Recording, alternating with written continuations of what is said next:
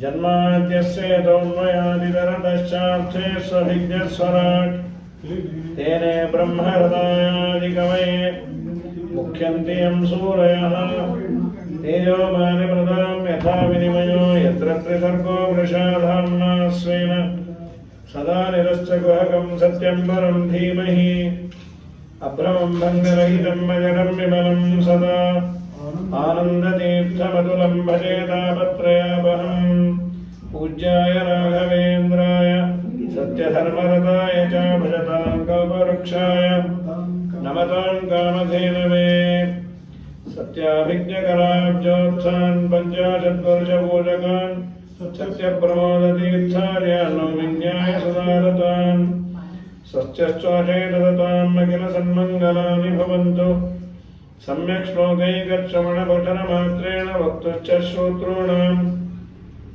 निखिलकलिगतकामशापनोदनपटतले धर्माद्यगुणपुरुषार्थसाधनीभूते श्रीमद्भागवतमहापुराणे अद्य कथा प्रारम्भे सति किञ्चित् पूर्वकथानुवादः। ಪರೀಕ್ಷಿತನ ಪ್ರಾಯೋಪವೇಶದ ಸ್ಥಳದಲ್ಲಿ ಅನೇಕ ಋಷಿಮಣ ಅತ್ರ ವಚಿಷ್ಠ ಚವನ ಶರದ್ವಾನ್ ಅರಿಷ್ಟನೇಮಿ ಭೃಗರಂಗಿರಾಶ್ಚ ಪರಾಶರೋಗಾದಿ ಸುತೋತ ರಾಮ ಉಚತ್ತೇಂದ್ರ ಪ್ರಮದೈದ್ಗವಾಹೋ ಮೇಧಾತ ನಿರ್ದೇವಲ ಅರ್ಷ್ಟಿಶೇಣ ಭರದ್ವಾಜ ಗೌತಮ ಪಿಪ್ಪಲಾದಃ ಮೈತ್ರೇಯ ಉರ್ವಕ್ಕವಶ ಕುಂಭಯೋನಿಃ ದ್ವೈಪಾಯನೋ ಭಗವಾನ್ ನಾರದಶ್ಚ. ಎಲ್ಲ ಋಷಿಗಳ ಹೆಸರನ್ನ ಹೇಳಿ ಕಡೆಯಲ್ಲಿ ಶುಕಾಚಾರ್ಯರು ಬಂದರು ಅಂತ ಹೇಳಿದ್ರು. ಶುಕಾಚಾರ್ಯರು ಬಂದ ಕೂಡಲೇ ರಾಜರು ಪ್ರಶ್ನೆ ಮಾಡಿದ್ದು, ಸಾಯುವುದರಲ್ಲಿ ಮನುಷ್ಯ ಏನನ್ನ ಮಾಡಬೇಕು, ಯಾವುದನ್ನ ಮಾಡಬಾರದು, ಏನನ್ನ ಕೇಳಬೇಕು, ಯಾವುದನ್ನ ಕೇಳಬಾರದು. ಅದಕ್ಕೆ ವರೀಯ ನೇಷತೆ ಪ್ರಶ್ನ. ನಿನ್ನ ಪ್ರಶ್ನೆ ತುಂಬಾ ದೊಡ್ಡದು ಅಂತ. ದೊಡ್ಡದು ಅಂದ್ರೆ ವಾಲ್ಯೂಮಿನಸ್ ಅಲ್ಲ, ವೈಟೇಜ್ ತುಂಬಾ ಚೆನ್ನಾಗಿದೆ. ಯಾಕೆ ಪ್ರಶ್ನೆ ಚೆನ್ನಾಗಿದೆ ಅನ್ನೋದಕ್ಕೆ ಕಾರಣ ಏನು ಅಂದ್ರೆ ಮಧ್ವಾಚಾರ್ಯರು ಬರೀತಾರೆ, ಏನು ತೊಂದರೆ ಇಲ್ಲ. ಆತ್ಮವಿಸಮ್ಮತ. ಆತ್ಮವಿತೆ ಅಂದ್ರೆ ದೇವರನ್ನ ತಿಳಿದವರಿಗೆ ಸಮ್ಮತವಾದ ಪ್ರಶ್ನೆ. ಪ್ರಶ್ನೆ ಯಾವತ್ತು ಜ್ಞಾನಿಗಳಿಗೆ ಸಮ್ಮತವಾಗುವ ಪ್ರಶ್ನೆ ಅಂತಾದ್ರೆ ಅದಕ್ಕೆ ವೈಟೇಜ್ ಹೆಚ್ಚು ಚಂದ. ಏನೋ ಕೆಲಸಕ್ಕೆ ಬಾರದೇ ಇರೋ ಪ್ರಶ್ನೆಯನ್ನು ಮಾಡಿದರೆ ಅದೇನು ಪ್ರಶ್ನೆ ಹೌದು, ಅದಕ್ಕೇನು ಉತ್ತರ ಹೇಳಿದ್ರು ಆಯ್ತು, ಹೇಳದೇ ಇದ್ರು ಆಯ್ತು. ತತ್ವಜ್ಞಾನಿಗಳಿಗೆ ಸಮ್ಮತವಾದ ಪ್ರಶ್ನೆ. ನೋಡು ರಾಜ, ಸಾವಿರಾರು ಮಾಡೋದಿದೆ, ಸಾವಿರಾರು ಬಿಡೋದಿದೆ. ಆದರೆ ಜೀವನದಲ್ಲಿ ಆಗೋದು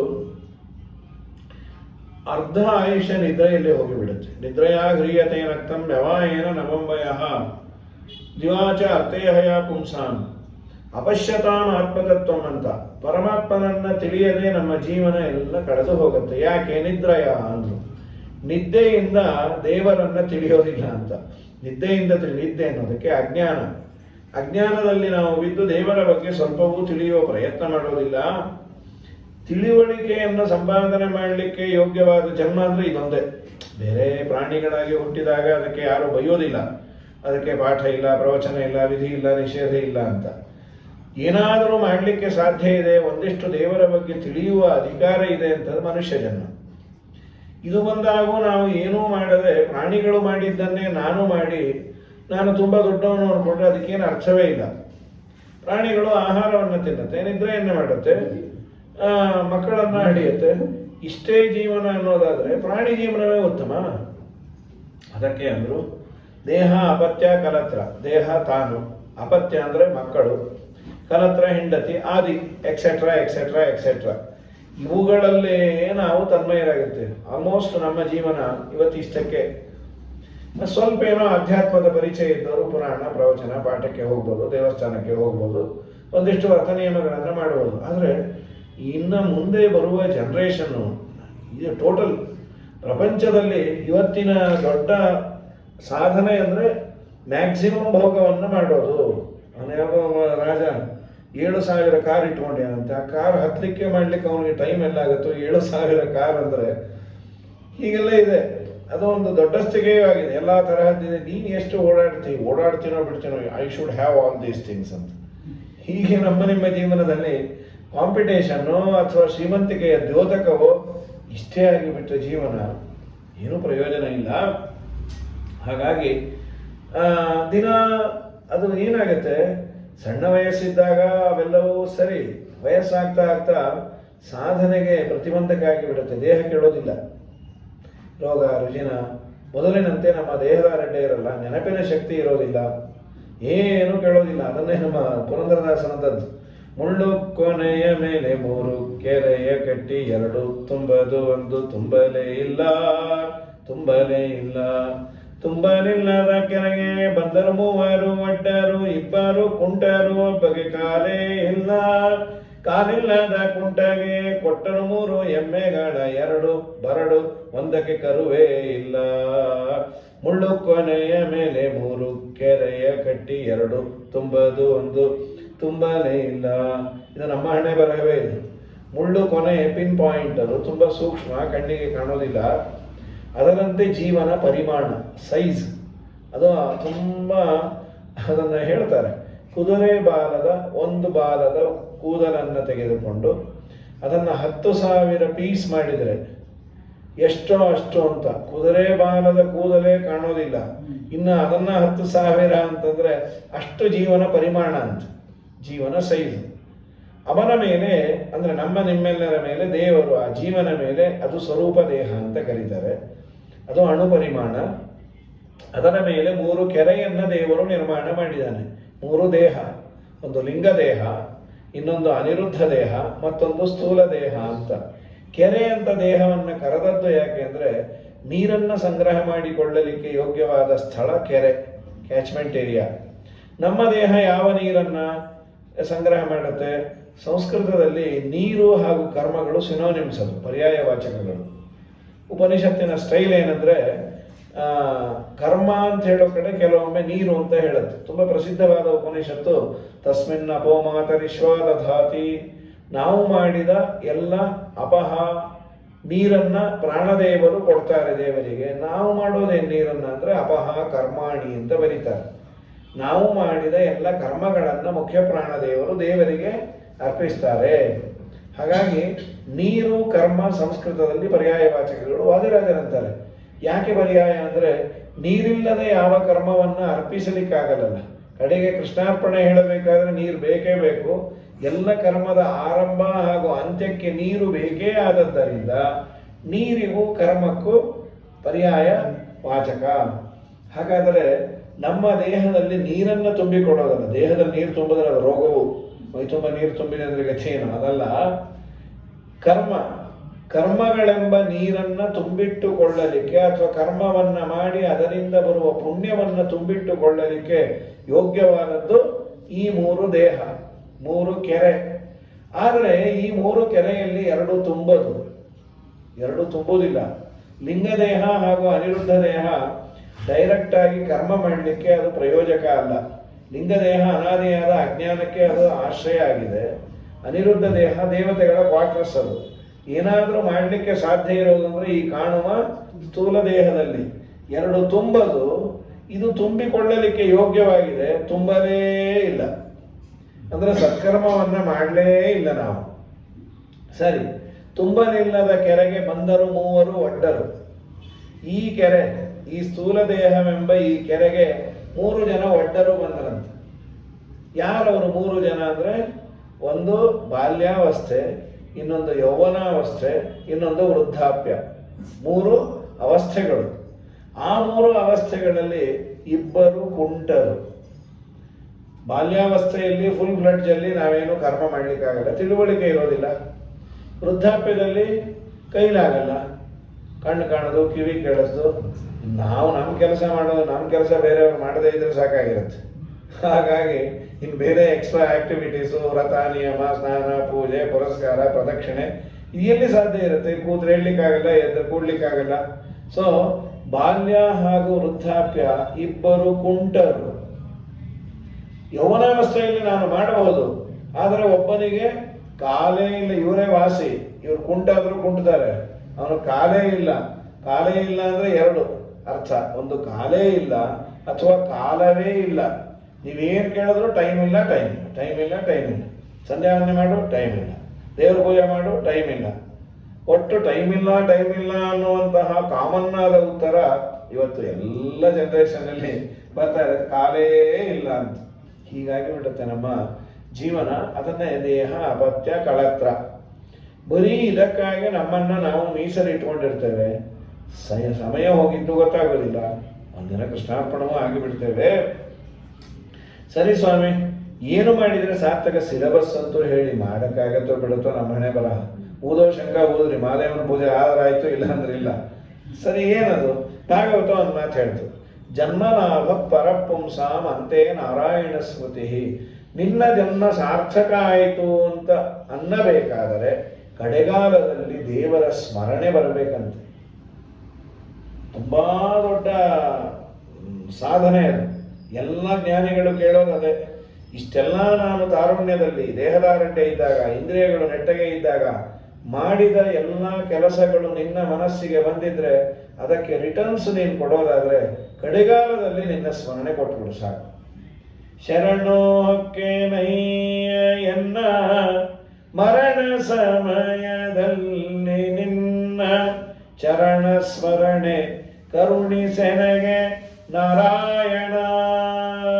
ಶ್ರೀಕೃಷ್ಣ ಮನ್ಮರಣ ಕಾಲ ಉಪಾಗತೇತು ತ್ವನ್ನಾಮ ಮಧ್ವಚನ ಗೋಚರತಾಂ ಉಪೈತು. ಯಾಕೆ ಅಷ್ಟು ಕಷ್ಟವಾ? ಎಸ್, ಎರಡು. ಮೊದಲನೇದು, ಮರಣಕಾಲದಲ್ಲಿ ನಮ್ಮ ದೇಹದ ಮೇಲೆ ನಮಗೆ ಕಂಟ್ರೋಲೇ ಇರುವುದಿಲ್ಲ. ಅನಾರೋಗ್ಯ, ಇನ್ನೇನೋ ಅವನಿಗೆ ಬ್ರೈನ್ ಹೆಮರೇಜ್ ಆಗಿದೆ, ಇನ್ನೇನೋ ಆಗಿದೆ ಅಂದರೆ ಅವನು ಏನು ಹರಿಸ್ಮರಣೆ ಮಾಡ್ತಾನೆ, ಏನು ಮಾಡ್ತಾನೆ? ಎಲ್ಲ ನೆಟ್ಟಗೆ ಇದ್ದರು, ಎಲ್ಲ ಸರಿ ಇದೆ, ಯಾವ ಹೆಮರೇಜೂ ಇಲ್ಲ. ಸಮಸ್ಯೆ ಏನಾಗುತ್ತೆ ಅಂದರೆ, ಇಷ್ಟು ವರ್ಷ ನಾನು ನನ್ನ ಜೀವನದಲ್ಲಿ ದೇವರಿಗಾಗಿ ವಿನಿಯೋಗ ಮಾಡಿದ ಸಮಯ ತುಂಬ ಕಡಿಮೆ. ಹೆಚ್ಚು ನಾನು ಲೌಕಿಕಕ್ಕಾಗಿ ನನ್ನನ್ನು ನಾನು ತೊಡಗಿಸಿಕೊಂಡಿದ್ದೆ. ನನ್ನ ಇನ್ವಾಲ್ವ್ಮೆಂಟ್ ಯಾವುದು ತುಂಬ ಇದೆಯೋ ಯಾವುದರಲ್ಲಿ ಅದೇ ರಿಟ್ರೈವ್ ಆಗುತ್ತೆ. ಅದೇ ನನಗೆ ಆಲೋಚನೆ, ಸದಾ ಅದರ ಚಿಂತನೆ, ಅದರ ಧ್ಯಾನ, ಇದರ ಮೇಲೆ ದೇಹಾಭಿಮಾನ ತುಂಬ ಹಾಕಿರ್ತಾನೆ. ಅಯ್ಯೋ, ನಾನು ಬಿಟ್ಟು ಹೋದರೆ ಇವ್ರ ಗತಿ ಏನು, ನಾನು ಬಿಟ್ಟು ಹೋದರೆ ಈ ಮನೆ ಗತಿ ಏನು, ನಾನು ಬಿಟ್ಟು ಹೋದರೆ ಈ ನನ್ನ ಬ್ಯಾಂಕ್ ಬ್ಯಾಲೆನ್ಸು ಮತ್ತೊಂದು ಮಗದೊಂದು ಇದನ್ನೆಲ್ಲ ಸರಿಯಾಗಿ ನೋಡಿಕೊಳ್ಳೋರು ಯಾರು? ಇದೇ ನಮ್ಮ ತಲೆಯಲ್ಲಿ ಬಂದ್ಬಿಡುತ್ತೆ. ದುರಂತ ಅಂದರೆ ಸಾಯೋ ಕಾಲಕ್ಕೆ ನಿಮ್ಮ ಮನಸ್ಥಿತಿ ಹೇಗಿತ್ತು ಅಂತ ಕೇಳೋಣ ಅಂದರೆ ಅವ್ರು ಯಾರು ನಮ್ಮ ಎದುರಿಗಿಲ್ಲ, ಇದ್ದವ್ರಿಗೆ ಆ ಅವಸ್ಥೆ ಯಾರಿಗೂ ಬಂದಿಲ್ಲ. ಸೊ ಇದು ಭಾಗವತವೇ ಹೇಳಬೇಕು, ಅಷ್ಟು ಸುಲಭ ಅಲ್ಲ. ಅದಕ್ಕೆ ಒಂದೆರಡು ಎಕ್ಸಾಂಪಲ್ ಹೇಳ್ತು. ಜಡಭರತೋಪಾಖ್ಯಾನ ಹೇಳ್ತು. ದೇವರ ಮಗನಾದಂತಹ ಭರತ ಚಕ್ರವರ್ತಿಗಳಿಗೆ ಅರಣ್ಯದಲ್ಲಿದ್ದಾಗ ಜಿಂಕೆ ಸಹವಾಸ ಆಗಿ ಇನ್ನೇನು ಅವರಿಗೆ ಚರಮ ದೇಹ, ಲಾಸ್ಟ್ ದೇಹ ಅಂಥದ್ದು 2 ಜನ್ಮ ಪೋಸ್ಟ್ಪೋನ್ ಆಗಿಬಿಡ್ತು. ಯಾಕೆ? ಜಿಂಕೆ ಒಂದೇ ಒಂದು ನೆನಪು ಬಂದದ್ದರಿಂದಲೇ ಹೀಗಾಯಿತು ಅಂದರೆ ನಾವು ಇನ್ಯಾವ್ಯಾವ ತಲೆಯಲ್ಲಿದೆಯೋ ದೇವರೇ ದಿಕ್ಕು. ನಮಗೆ ದೇವರು ಬಿಟ್ಟು ಮಿಕ್ಕಿದ್ದು ಎಲ್ಲವೂ ಚೆನ್ನಾಗಿದೆ. ಹಾಗಾದರೆ ದೇವರನ್ನು ಕೇಳಬೇಕು, ಕಡೆಗಾಲದಲ್ಲಿ ನಿನ್ನ ಸ್ಮರಣೆಯನ್ನು ಕೊಟ್ಟು ನನ್ನನ್ನು ಉದ್ಧಾರ ಮಾಡು ಅಂತ. ನನ್ನ ಮನಸ್ಸು ದೇವರನ್ನು ಕ್ಯಾಚ್ ಮಾಡ್ತಾ ಇಲ್ಲ, ದೇವರ ಬಗ್ಗೆ ಪುನಃ ರಿಕಲೆಕ್ಟ್ ಮಾಡ್ತಾ ಇಲ್ಲ. ಯಾಕೆ? ಮನಸ್ಸು ಹಾಳಾಗಿದೆ. ಗ್ಲಾಸಿನಲ್ಲಿ ಆಚೆ ಕಡೆ ಪದಾರ್ಥ ಚೆನ್ನಾಗಿ ಕಾಣಬೇಕು ಅಂದರೆ ಅದು ನೀಟಾಗಿರಬೇಕು, ಕೊಳಕಿದ್ರೆ ಏನು ಕಾಣೋದಿಲ್ಲ. ಹಾಗಾದರೆ ನನ್ನ ಮನಸ್ಸೆಂಬ ಈ ಕನ್ನಡಿ ಚೆನ್ನಾಗಿ ದೇವರನ್ನು ತೋರಿಸಬೇಕಾದರೆ ಮುಸುರೆ ತೊಳೆಯಬೇಕು, ಮನಸ್ಸಿನ ಮುಸುರೆ ತೊಳೆಯಬೇಕು. ಮನಸ್ಸಿನ ಮುಸುರೆ ತೊಳೆಯೋದು ಹೇಗೆ? ಕೈಯಿಂದ ಕಾಲಿಂದು ಹೊರಗೆ ಕಾಣುವ ಇಂದ್ರಿಯವನ್ನು ಸ್ವಚ್ಛ ಮಾಡಿಕೊಳ್ಳಬಹುದು. ಇದು ಮನಸ್ಸು, ಒಳಗಿನ ಇಂದ್ರಿಯ. ಇದನ್ನು ತೊಳೆಯುವ ಬಗೆ ಹೇಗೆ ಅಂದರೆ, ಭಾಗವತ ಹೇಳ್ತು, ನಿನಗೆ ಕೊಟ್ಟಿರುವಂತಹ ಫೀಡರ್ಸ್, ಈ ಕಣ್ಣು, ಕಿವಿ, ಮೂಗು, ಬಾಯಿ, ಅದು ಒಳ್ಳೆಯದನ್ನು ಫೀಡ್ ಮಾಡುತ್ತೆ, ಕೆಟ್ಟದ್ದನ್ನು ಮಾಡುತ್ತೆ. ಪರ್ಸೆಂಟೇಜು ಕೆಟ್ಟದ್ದನ್ನು ಮಾಡೋದೇ ಜಾಸ್ತಿ. ಚೂರೋ ಪಾರೋ ದೇವರ ಬಗ್ಗೆ ಕೇಳುತ್ತೆ. ಇನ್ನು ಬೇರೆ ಎಲ್ಲ ಹರಟೆ, ಇನ್ನು ಏನೇನು ನೋಡಬಾರ್ದು ಅದನ್ನೆಲ್ಲ ನೋಡೋದು ಮಾಡೋದು ಇದೆಲ್ಲ ಮಾಡುತ್ತೆ. ಹಾಗಾದರೆ ನಾನು ನೋಡಲೇಬಾರ್ದು ಕೇಳಲೇಬಾರ್ದು ಅಂದರೆ ಇಂಪ್ರಾಕ್ಟಿಕಲ್ ಅಲ್ವಾ, ಅಂಡ್ ಇಂಪಾಸಿಬಲ್ ಆಲ್ಸೋ. ಭಾಗವತ ಹೇಳ್ತು, ಏನು ನೋಡ್ತೀಯೋ ಏನು ಕೇಳ್ತೀಯೋ ಎಲ್ಲ ಕೇಳು, ಒಂದೇ ಒಂದು ದೇವರ ಕನೆಕ್ಷನನ್ನು ಅದಕ್ಕೆ ಕೊಟ್ಬಿಡು. ಇದನ್ನೇ ವಿರಾಟ್ ರೂಪದ ಚಿಂತನೆ. ಈ ಪ್ರಪಂಚವೇ ಭಗವಂತನ ದೇಹ ಇದ್ದಂತೆ, ದೇಹ ಅಲ್ಲ. ಇದರಲ್ಲಿರುವ ದೇವರ ಹೆಸರು ವೈರಾಜ, ವಿಶೇಷೇಣ ರಾಜಯತಿ. ಹೊಳಿತಾನೆ ದೇವರು ಈ ಪ್ರಪಂಚದ ಅಣುರೇಣುಗಳಲ್ಲಿ ತುಂಬಿಕೊಂಡು ಇದ್ದದ್ದರಿಂದ ದೇವರಿಗೆ ವೈರಾಜ ಅಂತ ಹೆಸರು. 14 ಲೋಕಗಳು ದೇವರ ಅವಯವಗಳು. ನಾವು ನೋಡುವ ಎಲ್ಲ ಪದಾರ್ಥಗಳು ದೇವರಿಗೆ ಸಂಬಂಧಪಟ್ಟದ್ದು ಅಂತ ಚಿಂತನೆ ಮಾಡು. 14 ಲೋಕಗಳನ್ನು ನಾವು ನೋಡಿಲ್ಲ. ಪಾತಾಳ ಮೇತಸ್ಸೈ ಪಾದ ಮೂಲಂ, ಪಾತಾಳ ಪಾದದ ಬುಡ, ಪ್ರಪದ್ಯ ಪಾಟೆ ಪ್ರಪದ ರಸಾತಲಂ, ಆ ಪಾದದ ಮೇಲಿನ ಭಾಗ ರಸಾತಲ, ಗೆಣ್ಣುಗಳು ಮಹಾತಲ. ಹೀಗೆ ಚಿಂತನೆ ಮಾಡು. ಇದು ಟೊಂಕಕ್ಕೆ 7 ಕೆಳಗಿನ ಲೋಕ. ಟೊಂಕದಿಂದ ಭೂರ್ಲೋಕ, ಭುವರ್ಲೋಕ, ಸುವರ್ಲೋಕ, ಮಹರ್ಲೋಕ, ಜನೋಲೋಕ, ತಪೋಲೋಕ, ಸತ್ಯಲೋಕ ಅಂತ ಹೀಗೆ. ಇದಾದ ಮೇಲೆ ಮುಖ್ಯವಾಗಿ ಚಿಂತನೆ ಮಾಡಬೇಕಾದದ್ದು ನಾವು ದೈನಂದಿನವಾಗಿ ನೋಡ್ತೀವಲ್ಲ, ಮರಗಿಡಗಳನ್ನು ನೋಡಿದ್ರೆ ಅದು ದೇವರ ಮೈಮೇಲಿನ ಕೂದಲು ಅಂತ ಧ್ಯಾನ ಮಾಡು. ಫಸ್ಟ್ ನಿನಗೆ ಅದೊಂಥರ ಏನೋ ನಾಟಕ ಇದ್ದಾಗಿರ್ಬೋದು. ಒಮ್ಮೆ ನಿನಗೆ ಪ್ರಾಕ್ಟೀಸ್ ಆದರೆ ಯಾವುದೇ ಮರವನ್ನು ಗಿಡಗಳನ್ನು ನೋಡಿದಾಗ ಇದು ದೇವರ ಕೂದಲು ಅಂತ ಭಾಗವತ ಹೇಳಿದೆ. ದೊಡ್ಡ ಬೆಟ್ಟವನ್ನು ನೋಡಿದ್ರೆ ಅಸ್ಥಿಸಂಗ, ಹರಿಯುವ ನದಿಗಳೆಲ್ಲ ದೇವರ ನಾಡಿಗಳು. ನಾವು ತಿನ್ನುವ ಅನ್ನ ದೇವರ ವೀರ್ಯ, ದೇವರ ಓಡಾಟವೇ ನಮ್ಮ ಆಯುಷ್ಯ. ಮಳೆ ಬರುವ ಮುಂಚೆ ಮೋಡ ಇದೆ, ಆ ಮೋಡ ದೇವರ ಕೂದಲು. ನಕ್ಷತ್ರಗಳೆಲ್ಲ ದೇವರ ಹಲ್ಲು, ಸೂರ್ಯಚಂದ್ರರು ದೇವರ ಕಣ್ಣು ಹಾಗೂ ದವಡೆ ಹಲ್ಲು. ಹೀಗೆ ನೀನು ಏನು ನೋಡ್ತೀಯೋ ಎಲ್ಲವೂ ದೇವರಿಗೆ ಸಂಬಂಧಪಟ್ಟದ್ದು. ಅಂದ್ರೆ ಎಲ್ಲಿಂದ ಪಾಪದ ಪ್ರಸಕ್ತಿನೇ ಇಲ್ಲ. ಪಾಪ ಅಂತ ಯಾವಾಗ ಆಗೋದು? ದೇವರ ಚಿಂತನೆಯನ್ನ ಬಿಟ್ಟು ಬೇರೆ ಮಾಡಿದರೆ ಎಲ್ಲವೂ ದೇವರದೇ. ಅಂದ್ರೆ ಕಂಡದೆಲ್ಲ ಕಮಲನಾಭನ ಮೂರ್ತಿ, ಉಂಡು ಹುಟ್ಟದ್ದೆಲ್ಲ ವಿಷ್ಣು ಪೂಜೆ.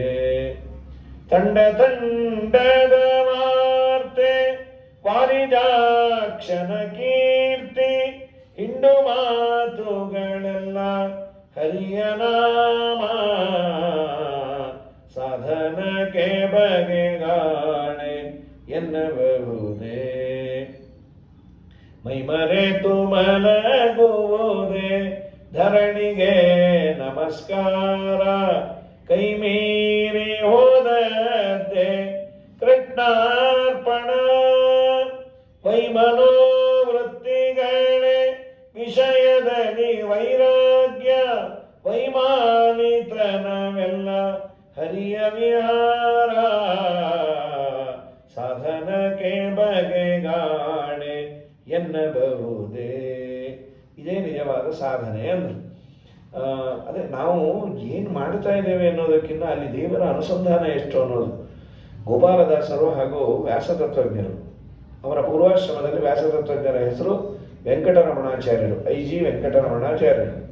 ಇಬ್ಬರೂ ಮಾತಾಡ್ತಾ ಇದ್ದಂತೆ ಮಧ್ಯಾಹ್ನ ಮಾತು ಶುರುವಾಗಿ ರಾತ್ರಿ ಆಗಿಬಿಟ್ಟಿದೆ.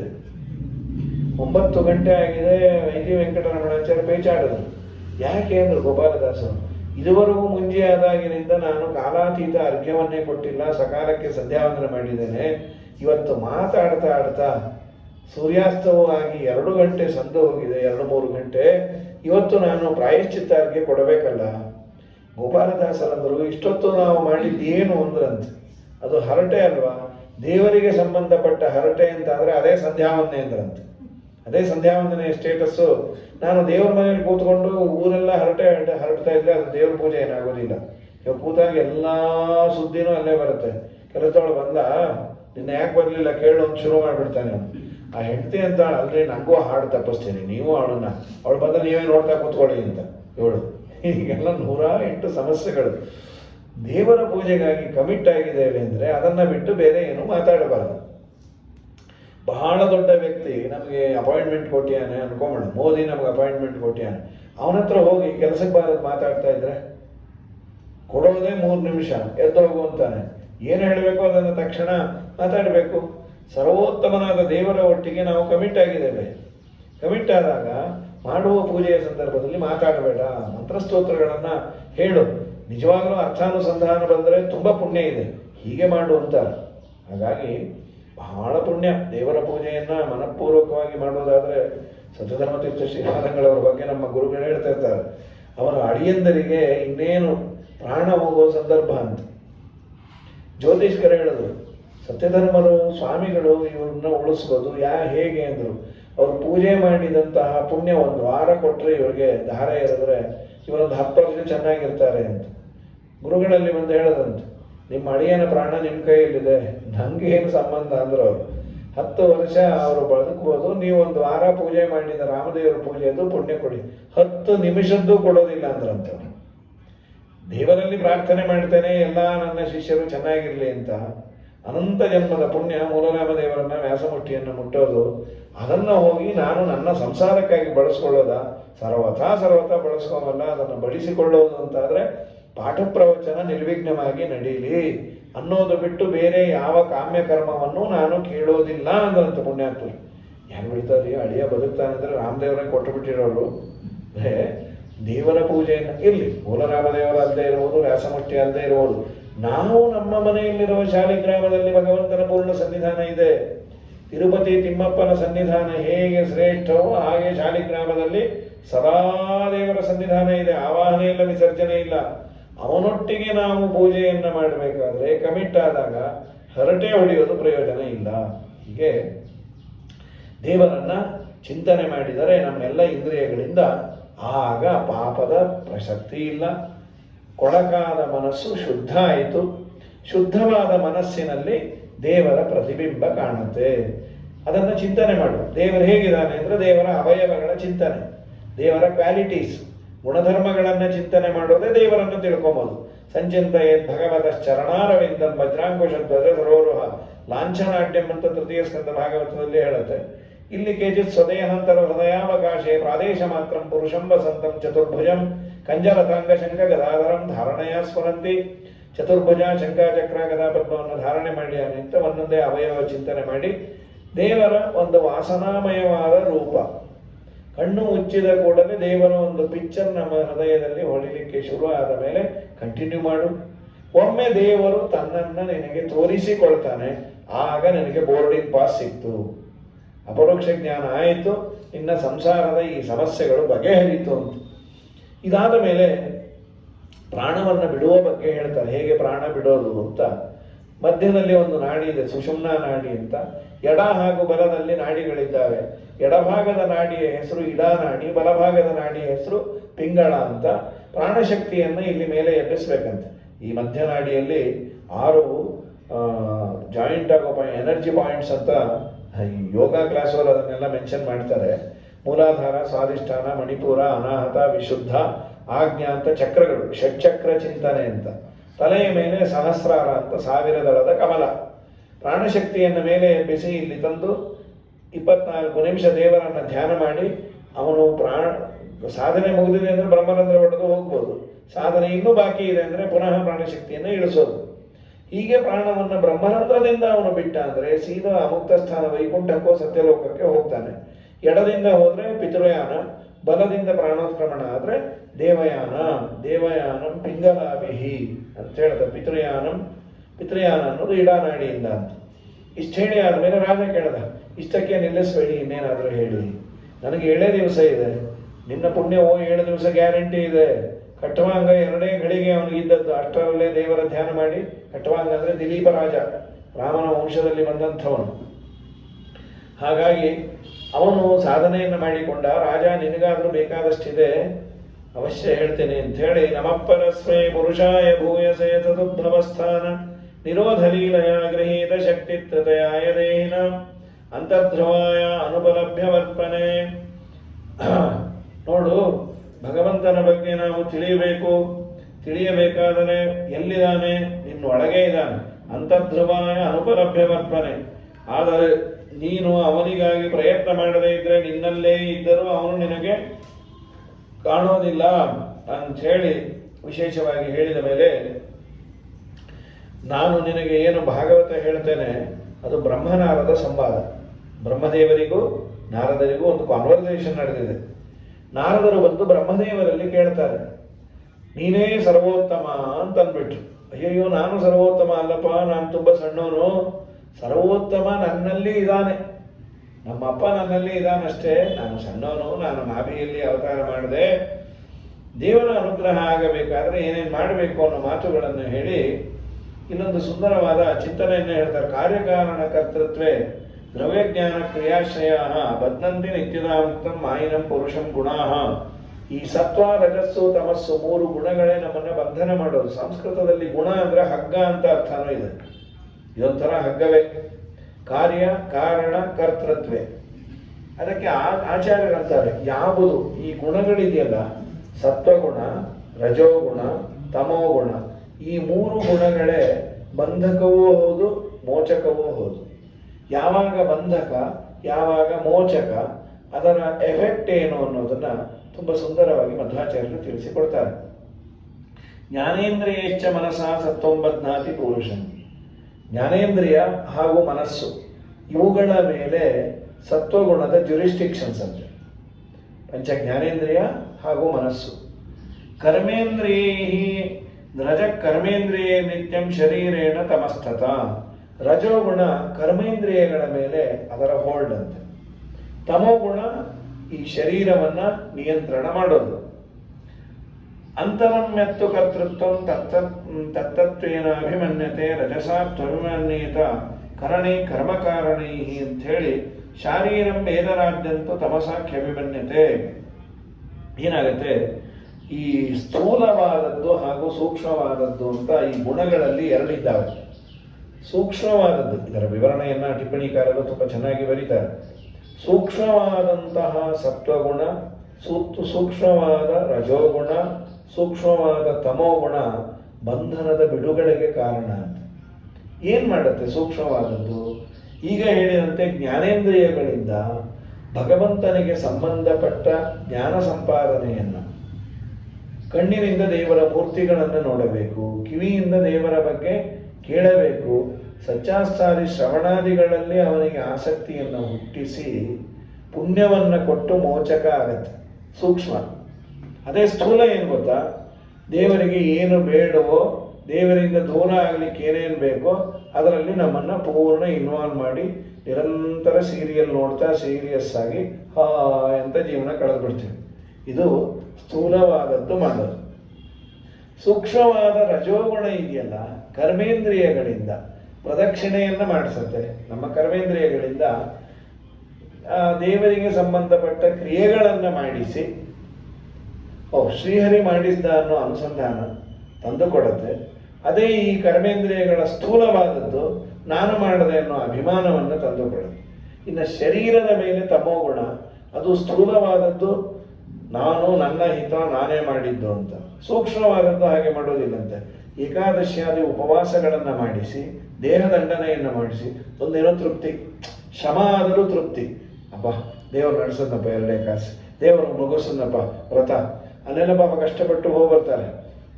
ಮುಕ್ತಿನಾಥ ಅಲ್ಲೆಲ್ಲ ಹೋಗಿ ಬರೋದು ಕಷ್ಟ, ಎಲ್ಲೋ ಹತ್ತಬೇಕು, ಏನೋ ಮಾಡಬೇಕು, ಆಕ್ಸಿಜನ್ ಕಮ್ಮಿ, ಏನೋ ಮಾಡಿಕೊಂಡಂತ ಹೋಗಿ ಬರ್ತಾರೆ. ಇದು ಏನಾಗುತ್ತೆ, ದೇವರು ನಮ್ಮಲ್ಲಿ ನಿಂತು ಆ ಪ್ರೇರಣೆ ಮಾಡಿ ಮಾಡಿಸ್ತಾನೆ. ಇದು ತಮೋಗುಣ ಮಾಡುವ ರೀತಿ. ದೇಹ ದಂಡನೆ ಆದರೂ ಪರವಾಗಿಲ್ಲ, ಪುಣ್ಯ ಬರಲಿ ಅಂತ ದೇಹಕ್ಕೆ ಕಷ್ಟ ಕೊಟ್ಟು ಸತ್ಕರ್ಮಗಳನ್ನು ಮಾಡಿಸೋದು ಸೂಕ್ಷ್ಮವಾದದ್ದು. ಇಲ್ಲಪ್ಪ ನಾವೆಲ್ಲೋ ಹೋಗಲ್ಲ, ನಾನಾಯಿತು AC ರೂಮ್ ಆಯಿತು ಅಂತ ಅಲ್ಲೇ ಕೂತ್ಕೊಂಡು ಎಲ್ಲ ಅಲ್ಲೇ ತರಿಸ್ಕೊಂಡು ಒಂಥರ ಬದುಕಿರೋ ವೃಂದಾವನ, ಎಲ್ಲೂ ಹೋಗಲ್ಲ ಬಿಡಲ್ಲ, ಹೀಗೆ ನಮ್ಮ ಜೀವನ ಆಗಿಬಿಟ್ರೆ ಏನು ಪ್ರಯೋಜನ? ವೃಂದಾವನ ಅಲ್ಲೇ ಇರುತ್ತೆ, ಇವನು ಬದುಕಿದಾನೆ ಆದರೂ ವೃಂದಾವನ ಆಗಿಲ್ಲ ಅಷ್ಟೇ. ದಟ್ ಡಿಫ್ರೆನ್ಸ್ ಏನು ಅಂದರೆ, ವೃಂದಾವನಕ್ಕೆ ನಾವು ಕೊಟ್ಟ ಹಸ್ತೋದಕ ತಗೋಬತ್ತೆ, ಇವನು ಆಗಾಗ ಹಸ್ತದಲ್ಲಿ ಉದಕ ತಗೋತಾನೆ ಇರ್ತಾನೆ. ಇಷ್ಟೇ ಪ್ರಯೋಜನ. ಇದು ಆಗಿಬಿಟ್ರೆ ಜೀವನ ಪ್ರಯೋಜನ ಇಲ್ಲ ಅಂತ ಹೇಳಿ, ಇದು ಸೂಕ್ಷ್ಮ ಹಾಗೂ ಸ್ಥೂಲವಾದದ್ದು ಹೇಗೆ ಎಫೆಕ್ಟ್ ಮಾಡುತ್ತೆ ಅಂತ ಇಷ್ಟೆಲ್ಲ ಹೇಳಿ ಆದಮೇಲೆ ಬ್ರಹ್ಮದೇವರು ಹೇಳ್ತಾರೆ, ನಾನು ದೇವರ ನಾಭಿಯಲ್ಲಿ ಬಂದ ಕಮಲದಲ್ಲಿ ಹುಟ್ಟಿದೆ, ಎಲ್ಲಿ ನೋಡಿದ್ರು ನೀರಿತ್ತು, ನಾನು ದೇವರ ಮನೆಗೆ ಏನು ಕಾಣಲಿಲ್ಲ, ನನಗೆ 2 ಅಕ್ಷರ ಕೇಳಿಸ್ತು, ಸ್ಪರ್ಶೇಶವೇ ಷೋಡಶಂ ಏಕವಿಂಶಂ, 16, 21 ತಪ ಅಂತ. ನಾನು ತಪಸ್ಸು ಮಾಡಿದೆ, ದೇವರ ಮನೆಗೆ ದೇವರ ಎಂಟ್ರಿ ಕೊಟ್ಟ. ದೇವರ ಮನೆಯಲ್ಲಿ ಮಗನಿಗೆ ಪ್ರವೇಶ ಮಾಡಬೇಕಾದ್ರೂ ತಪಸ್ಸು ಅನ್ನೋ ಟಿಕೆಟ್ ಬೇಕಂತ.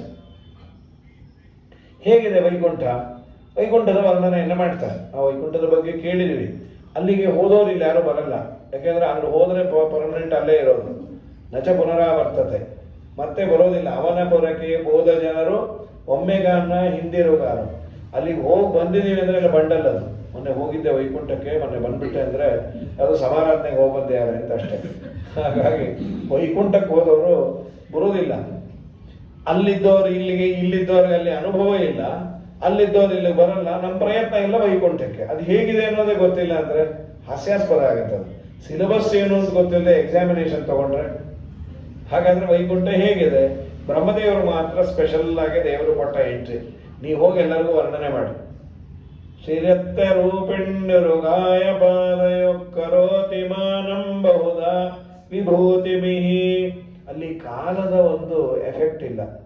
ಅಂದರೆ ಇವತ್ತು ಮುಗೀತು, ನನಗೆ ವೃದ್ಧಾಪ್ಯ ಬಂತು, ನನ್ನ ಏಜ್ ಮುಗೀತು, 60 ಆಯಿತು ರಿಟೈರ್ ಆದೆ, 70 ಆಯಿತು ಕಣ್ಣು ಕಿವಿ ಸರಿ ಕೆಲಸ ಮಾಡಲ್ಲ, 100 ಆಯಿತು ಕೃಷ್ಣಾರ್ಪಣ, ಇದು ಯಾವುದೂ ಇಲ್ಲ. 25 ವರ್ಷ ಪರ್ಮನೆಂಟ್ ಆಗಿರ್ತಾರಂತೆ. ಗಂಡ ಹೆಂಡತಿಗೆ ವಿರಹ ವೇದನೆ ಇಲ್ಲ, ಜಗಳ ಇಲ್ಲ, ತೋಟಿ ಇಲ್ಲ. ಎಲ್ಲಕ್ಕಿನ್ನ ಮಹಾಲಕ್ಷ್ಮೀ ದೇವಿ ಅವರ ಮನೆ ಕೆಲಸವನ್ನು ಅವಳೇ ಮಾಡ್ತಾಳಂತ. ಯಾಕೆ ಅಲ್ಲಿ ಕೆಲಸದವ್ರ ಪ್ರಾಬ್ಲಮ್ ಅಂದರು? ಇಲ್ಲ, ಕೆಲಸದವ್ರಿಗೆ ಪ್ರಾಬ್ಲಮ್ ಅಂದರು. ಮನೆಯ ಕೆಲಸವನ್ನು ಹೆಣ್ಣು ಮಗಳು ಸಂತೋಷದಿಂದ ಮಾಡಿದರೆ ದೇವರ ಸನ್ನಿಧಾನ ಇರುತ್ತಂತೆ. ಇವತ್ತೆಲ್ಲ ತುಂಬ ಕಡಿಮೆ. ಕಡೇ ಪಕ್ಷ ಮಾಡೋದು ದೇವ್ರ ಕೆಲಸ ಆದರೂ ಮಾಡಬೇಕು. ರಂಗೋಲಿ ಹಾಕೋದು, ದೇವರ ಪಾತ್ರೆ ತೊಳೆಯೋದು, ಬಳಿಯೋದು, ಅದನ್ನೂ ಕೆಲಸದವ್ರಿಗೆ ಒಪ್ಪಿಸ್ಬಿಟ್ರೆ ಅವಳು ಹೋಗಿ ಮಂಟಪೆಲ್ಲ ನೀಟ್ ಮಾಡಿದ್ದೀನಮ್ಮ, ಸರಿಯಾಗಿದೆಯಾ? ಕೃಷ್ಣನೇ ಗತಿ ಅದು. ಅದಾಗಬಾರ್ದು. ಸ್ವಲ್ಪ ಆದರೂ ನೀನು ಮಾಡು. ಇನ್ನು ಮುಖ್ಯವಾಗಿ ಲಕ್ಷ್ಮೀದೇವಿ ಸಾವಿರಾರು ಭೃತ್ಯರಿರ್ತಾರೆ. ಅದನ್ನೇ ದಾಸರಂಥದ್ದು ಇಲ್ಲಿ ಮಾತನ್ನೇ. ಕೋಟಿ ಕೋಟಿ ಭೃತ್ಯರಿರಲು ಹಠಕಾಂಬರನ ಸೇವೆ ಸಾಟಿ ಇಲ್ಲದೆ ಮಾಡಿ ಪೂರ್ಣ ನೋಟದಿಂದ ಸುಖಿಸುತ್ತಿಹಳು. ಏನು ಧನ್ಯಳೋ ಲಕುಮಿಯಂಥ ಮಾನ್ಯಳೋ. ಛತ್ರ ಚಾಮರ ವ್ಯಜನ ಪರ್ಯಂಕ ಪಾತ್ರ ರೂಪದಲ್ಲಿ ನಿಂದು ಚಿತ್ರ ಚರಿತನಾದ ಹರಿಯ ಸೇವೆಯನ್ನು ಮಾಡುತ್ತಿಹಳು. ಏನು ಧನ್ಯಳೋ ಲಕುಮಿಯಂಥ ಮಾನ್ಯಳೋ. ಸ್ವಯಮಿಂದಿರೈವ ಪತಿಮಾನ ಕರಿ ಗ್ರಹ ಕರ್ಮ ಯತ್ರ ಕುರುತೆ ಸುತರಾಂ ಅಭಿಕಿಂಕರಿ ದಶಶತಿ ಮಹಿತ ಶ್ರಿಯಮತ್ರ ವರ್ಣಯತಿ ವೇಶ್ಪನಿಕಃ ಅಂತ 11ನೇ ಸರ್ಗದಲ್ಲಿ ಇದೇ ಶ್ಲೋಕವನ್ನು ನಾರಾಯಣ ಪಂಡಿತರಂದು ಸ್ವಯಂ ಇಂದಿರೈವ ಲಕ್ಷ್ಮೀದೇವಿನೇ ಅಂತ ಒತ್ತಿ ಹೇಳ್ತಾರೆ. ಯಾಕೆಂದ್ರೆ ಮನೆ ಕೆಲಸವನ್ನ ಹೆಣ್ಣು ಮಕ್ಕಳು ಮಾಡಿದರೆ ವೈಕುಂಠವನ್ನ ಕಸೆಗುಡಿಸಿದಂತೆ ಅಂತ. ಮನೆಯನ್ನ ಕಸ ಹೊಡೆದು ನೀಟಾಗಿ ಇಟ್ಟರೆ ನಡುಮನೆಯ ಅಂಗಳವು ಉಡುಪಿ ವೈಕುಂಠಗಳು ಎಡಬಲದ ಮನೆಯವರು ಕಡು ಭಾಗವತರು ಅಂತ ದೊಡ್ಡ ಪುಣ್ಯ ಉಂಟು ಅಂತ. ಇದೆಲ್ಲಕ್ಕಿನ್ನ ಅಲ್ಲಿ ವೈಕುಂಠದಲ್ಲಿ ಅಡಿಗೆ ಮಾಡೋದಿಲ್ಲಂತ. ಅದಿಲ್ಲ ಅಂದ್ರೆ ಅದೊಂದು ದೊಡ್ಡ ಭಾಗ್ಯ. ದಿನಾ ಮಾಡು, ತೋಡು, ತೊಳಿ, ಬಳಿ. ಕೆಲವರಂತಾರೆ ಸಾಕಾಗಿದೆಯಪ್ಪ ಸಂಸಾರ, ಅದೇ ಗಂಡ ಅದೇ ಮಕ್ಕಳು ಅದೇ ಮನೆ ಅಂತ. ಅದೇ ಮನೆ ಅಂದ್ರೆ ಚೇಂಜ್ ಮಾಡಬಹುದು, ಅದೇ ಗಂಡ ಅದೇ ಮಕ್ಕಳು ಅಂದ್ರೆ ಏನ್ ಸಾಯ್ಬೇಕು? ಅದು ಒಂದು ಜನ್ಮಕ್ಕೆ ಹತ್ತಿದ್ದದು. ಜನನ ಮರಣವಿಲ್ಲ, ಅಲ್ಲಿ ಉಣುವ ದುಃಖವಿಲ್ಲ, ಅನುಜ ತನುಜನು ಅಲ್ಲೆಲ್ಲ, ಅನುಮಾನದ ಸೊಲ್ಲೇ ಇಲ್ಲ. ಬ್ರಹ್ಮಾಂಡದೊಳಗೆ ಅರಿಸಿ ನೋಡಲು ನಮ್ಮೂರೇ ವಾಸಿ. ನಿದ್ರೆಯು ಅಲ್ಲೆಲ್ಲ, ರೋಗೋಪದ್ರವಗಳು ಇಲ್ಲ. ಕ್ಷುದ್ರ ಜನಗಳು ಅಲ್ಲೆಲ್ಲ, ಸಮುದ್ರ ಶಯನ ಬಲ್ಲ ಎಲ್ಲ. ಬ್ರಹ್ಮಾಂಡದೊಳಗೆ ಅರಿಸಿ ನೋಡಲು ನಮ್ಮೂರೇ ವಾಸಿ. ಸಾಧು ಜನರ ಕೂಡಿ ಮೋಕ್ಷಕ್ಕೆ ಸಾಧನೆಯನ್ನು ಮಾಡಿ, ಮಾಧವ ಪುರಂದರ ವಿಠ್ಠಲರಾಯನು ಆಧರಿಸುವನಲ್ಲಿ ಬಲ್ಲ ಎಲ್ಲ. ಬ್ರಹ್ಮಾಂಡದೊಳಗೆ ಅರಿಸಿ ನೋಡಲು ನಮ್ಮೂರೇ ವಾಸಿ. ವೈಕುಂಠದ ಬಗ್ಗೆ ದಾಸರು ಹೇಳಿದ್ದು. ಇಷ್ಟೆಲ್ಲ ಆದ ಮೇಲೆ ಬ್ರಹ್ಮದೇವರಿಗೆ ದೇವರು ಒಂದು ದೊಡ್ಡ ಪೋಸ್ಟನ್ನು ಕೊಟ್ಟ. ಅದೇನದು? ಮಹತ್ತತ್ವದ ಅಧಿಕಾರ. ಅನಂತ ಜೀವರಾಶಿಗಳಲ್ಲಿ ಇದ್ದು ಅವರ ಸಾಧನೆಯನ್ನು ಮಾಡಿಸಿ ಆ ಪುಣ್ಯದ ಶೇರ್ ಹೋಲ್ಡರೆಲ್ಲ ಬ್ರಹ್ಮದೇವರು. ಆದ ಮೇಲೆ ಬ್ರಹ್ಮದೇವರು ಕೇಳಿದ್ರು, ನನಗೆ ಅಹಂಕಾರ ಬಾರದಂತೆ ಅನುಗ್ರಹ ಮಾಡು. ಒಂದು ಅನುಗ್ರಹ ಮಾಡ್ತೇನೆ, ನೀನು 4 ಶ್ಲೋಕ ಭಾಗವತವನ್ನ ನನ್ನಿಂದ ಕೇಳು ಅಂತ. ಚತುಶ್ಲೋಕಿ ಭಾಗವತ ಅಂತ ಇದಕ್ಕೆ ಹೆಸರು. ಅಹಮೇವ ಸಮಗ್ರೇ ಚ ನಾಣ್ಯದ್ಯಸ್ಸ ಸತ್ಪರಂ ಪಶ್ಚಾದಹಂ ಯದೇತಚ್ಚ ಯೋವಶಿಷ್ಯೇತ ಸೋಸ್ಮ್ಯಹಂ. ಕೃತೇರ್ಥಂ ಯತ್ಪ್ರತೀಯೇತ ನ ಪ್ರತೀಯೇತ ಚಾತ್ಮನಿ ತದ್ವಿದ್ಯಾತ್ ಆತ್ಮನೋ ಮಾಯಾಂ ಯಥಾ ಭಾಸೋ ಯಥಾ ತಮಃ ಯಥಾ ಮಹಾಂತಿ ಭೂತಾನಿ ಭೂತೇಷು ಚಾವಚೇಷು ಚ ಪ್ರವಿಷ್ಟಾನ್ನ ಪ್ರವಿಷ್ಟಾನಿ ತಥಾ ತೇಷು ನ ತೇಷ್ವಹಂ. ಏತಾವದೇವ ಜಿಜ್ಞಾಸ್ಯಂ ತತ್ವಜಿಜ್ಞಾಸುನಾತ್ಮನಃ ಅನ್ವಯ ವ್ಯತಿರೇಕಾಭ್ಯಾಂ ಯಸ್ಯಾತ್ ಸರ್ವತ್ರ ಸರ್ವದಾ.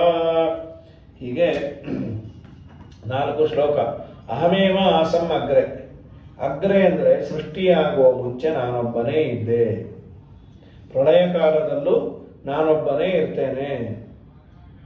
ಇಲ್ಲೊಂದು ಆಚಾರ್ಯರು ಸುಂದರವಾದ ತಾತ್ಪರ್ಯವನ್ನು ಬರೀತಾರೆ. ಪರಂ ಅಂತ, ಅಹಮೇವ ಆಸಂ ಅಗ್ರೆ ನ ಅನ್ಯತೆ ಸದಸತ್ ಪರಂ.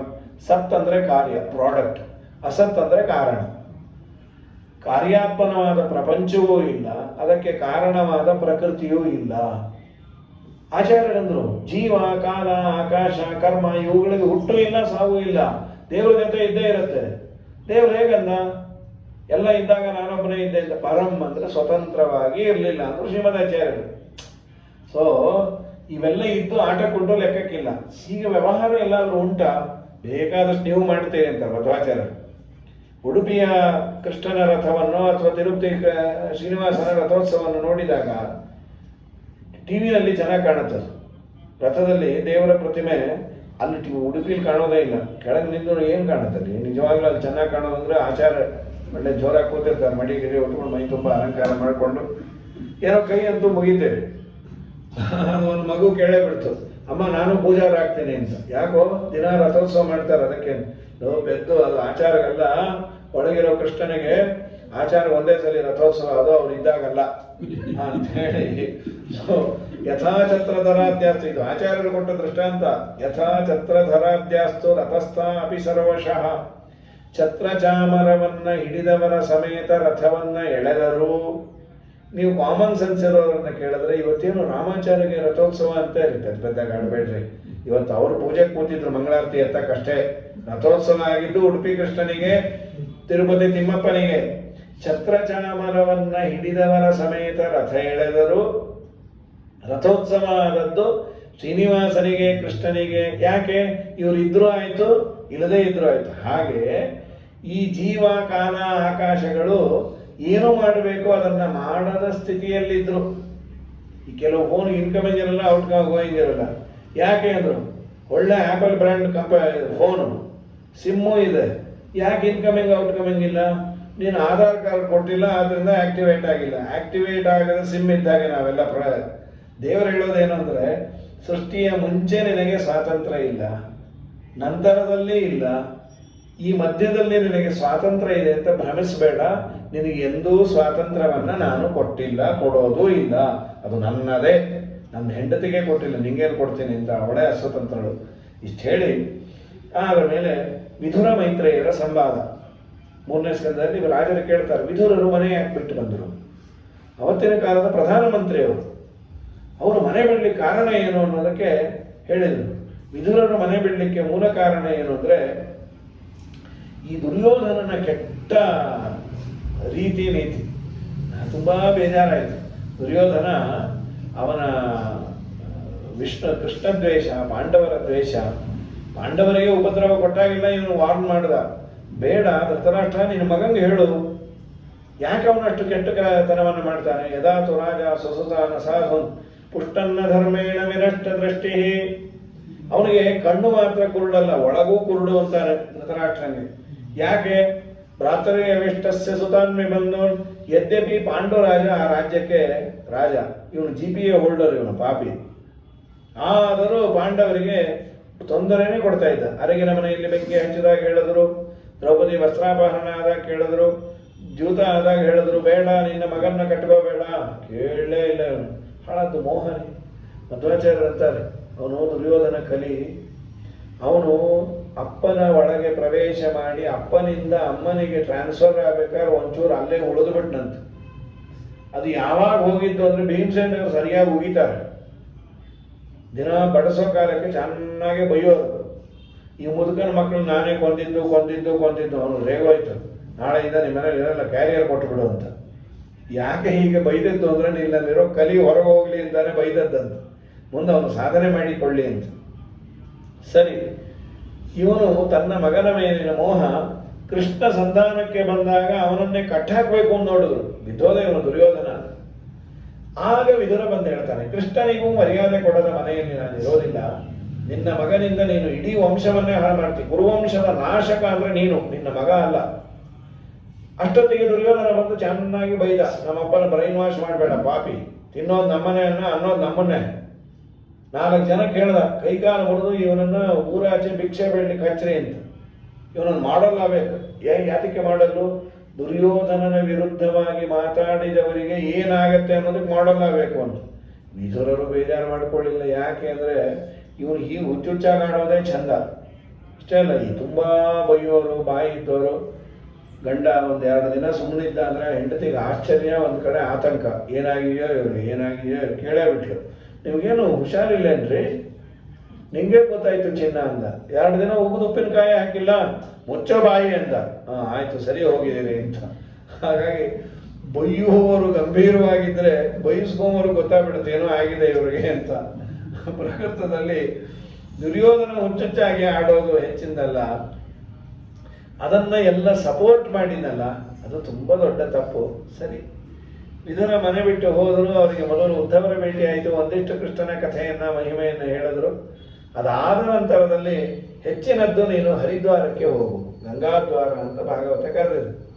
ಅಲ್ಲಿ ಹೋಗು, ನಿನಗೆ ಇವರ ಭೇಟಿ ಆಗತ್ತೆ, ಮೈತ್ರೇಯರ ಭೇಟಿ ಅಂತ. ಮೈತ್ರೇಯರು ಸಿಕ್ಕಾಗ ಭಗವಂತನ ಈ ಪ್ರಪಂಚದ ಸೃಷ್ಟಿಯ ಬಗ್ಗೆ ಕೇಳ್ತಾರೆ. ಸತ್ವ, ರಜಸ್ಸು, ತಮಸ್ಸು ಈ 3 ಗುಣಗಳಿಗೆ ಅಭಿಮಾನಿ ದೇವರು ಒಂದೊಂದು ಪೋರ್ಟ್ಫೋಲಿಯೋ ಕೊಟ್ಟಿದ್ದಾರೆ, ಮಂತ್ರಿಮಂಡಲ. ಅದಕ್ಕೆ ಮಂತ್ರಿ ಯಾರು ಅಂದರೆ ಲಕ್ಷ್ಮೀದೇವಿನೇ, ಯಾವಾಗಲೂ ಮಂತ್ರಿನೇ ಅವಳು, ಚೇಂಜ್ ಮಾಡೋದಿಲ್ಲ. ಅವಳಿಗೆ ಹೇಳದ, ನೀನು ಸೃಷ್ಟಿಯನ್ನು ಮಾಡು ಅಂತ. ಸತ್ವರಜಸ್ತಮ ಗುಣಗಳನ್ನು ಒಂದಕ್ಕೊಂದು ಬೆರೆಸಿದಾಗ ಹುಟ್ಟಿದ್ದೇ ಬ್ರಹ್ಮದೇವರ ದೇಹ, ಮಹತ್ತತ್ವ ಅಂತ. ಅದಕ್ಕೆ ಕಂಟ್ರೋಲರ್ ಆಗಿ, ಅದು ಜಡ, ಅದಕ್ಕೆ ಒಬ್ಬ ನಿಯಾಮಕ ಬ್ರಹ್ಮದೇವರು. ಮಹತ್ತತ್ವದಿಂದ ಹುಟ್ಟಿದ್ದೇ ರುದ್ರದೇವರ ದೇಹ, ಅಹಂಕಾರ ತತ್ವ, ಅದಕ್ಕೆ ಮತ್ತೆ ನಿಯಾಮಕರಾಗಿ ರುದ್ರದೇವರು. ಅಹಂಕಾರ ತತ್ವ 3 ವಿಭಾಗ ಆಯಿತು. ಅದು ಯಾವುದು ಅಂದರೆ ವೈಕಾರಿಕ ಅಹಂಕಾರ, ತೈಜಸ ಅಹಂಕಾರ, ತಾಮಸ ಅಹಂಕಾರ. ತಾಮಸ ಅಹಂಕಾರದಿಂದ ಹುಟ್ಟಿದ್ದೇ ಪಂಚಭೂತಗಳು ಹಾಗೂ ಪಂಚ ತನ್ಮಾತ್ರಗಳು. ನಮ್ಮ ದ್ವೈತ ಸಿದ್ಧಾಂತದಲ್ಲಿ ಪಂಚಭೂತಗಳು ನಿತ್ಯ ಪದಾರ್ಥಗಳು, ಅದು ಯಾವಾಗಲೂ ಇರುತ್ತೆ. ಭೂತ ಸೂಕ್ಷ್ಮ ಅಂತ ಕರೀತಾರೆ, ಮಧ್ವಾಚಾರ್ಯರು ಬರೀತಾರೆ ತಾತ್ಪರ್ಯದಲ್ಲಿ. ಅದು ಉಪಚಯ ಹೊಂದೋದು, ದೊಡ್ಡದಾಗೋದು, ಇದ್ದದ್ದೇ ದೊಡ್ಡದು ಆಗೋದು ಅಂತ. ಹೀಗಾಗಿ ಶ್ರೀಮದಾಚಾರ್ಯರು ಹೇಳಿಕೊಡ್ತಾರೆ, ಪಂಚಭೂತಗಳು ಪೃಥ್ವಿ, ಅಪು, ತೇಜಸ್ಸು, ವಾಯು, ಆಕಾಶ. ಆಕ್ಚುಲಿ ಆಕಾಶದಿಂದ ವಾಯು, ವಾಯುವಿನಿಂದ ಬೆಂಕಿ, ಬೆಂಕಿಯಿಂದ ನೀರು, ನೀರಿನಿಂದ ಪೃಥ್ವಿ. ಅದರಲ್ಲೇ ಆದ ಕೆಲವು ಗುಣಗಳಿದೆ. ಆಕಾಶದಲ್ಲಿ ಶಬ್ದ, ವಾಯುವಿನಲ್ಲಿ ಸ್ಪರ್ಶ, ಬೆಂಕಿಯಲ್ಲಿ ರೂಪ, ನೀರಿನಲ್ಲಿ ರಸ, ಪೃಥ್ವಿಯಲ್ಲಿ ಗಂಧ. ಶಬ್ದ, ಸ್ಪರ್ಶ, ರೂಪ, ರಸಗಂಧಗಳು, ಇದಕ್ಕೆ ಪಂಚ ತನ್ಮಾತ್ರಗಳು ಅಂತ. ಇದು ತಾಮಸ ಅಹಂಕಾರದಿಂದ ಹುಟ್ಟಿದ್ದು. ತೈಜಸ ಅಹಂಕಾರದಿಂದ ಪಂಚ ಜ್ಞಾನೇಂದ್ರಿಯ, ಪಂಚ ಕರ್ಮೇಂದ್ರಿಯಗಳು. ವೈಕಾರಿಕ ಅಹಂಕಾರದಿಂದ ದೇವತೆಗಳು ಮೊದಲನೇ ಬಾರಿ ನಮ್ಮ ಇಂದ್ರಿಯಗಳ ನಿಯಾಮಕರಾಗಿ ಅಲಾಟ್ಮೆಂಟ್ ಪಡೆದರು.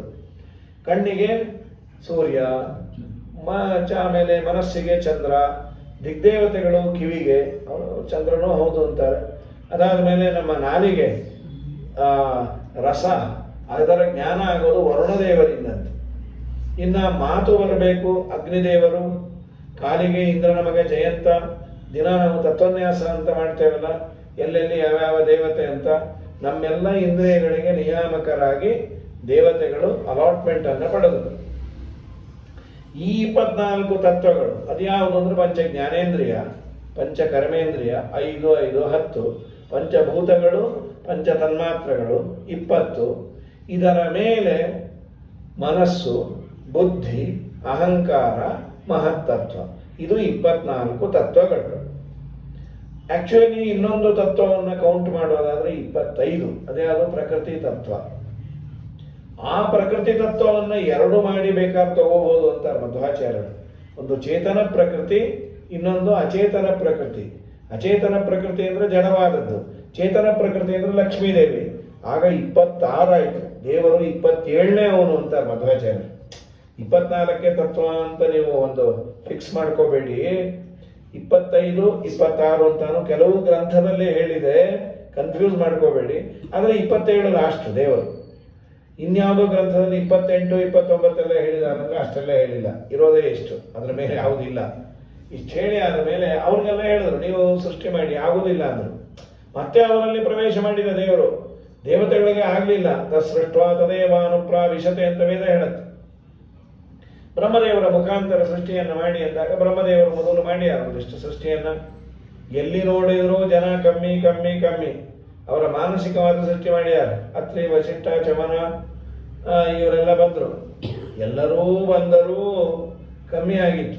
ಆಮೇಲೆ ಪುನಃ ಪುನಃ ಪುನಶ್ಚ ಕ್ರತು ವಸಿಷ್ಠ ದಕ್ಷ ನಾರದ ಅಂತ ಸಪ್ತರ್ಷಿಗಳು, ನಾರದರು ಸನಕ ಸನಂದನಾದಿಗಳು 4 ಜನ, ನಾರದರು, ರುದ್ರದೇವರು, ಹೀಗೆಲ್ಲಾದರೂ ಕಮ್ಮಿ ಕಮ್ಮಿ ಕಮ್ಮಿ.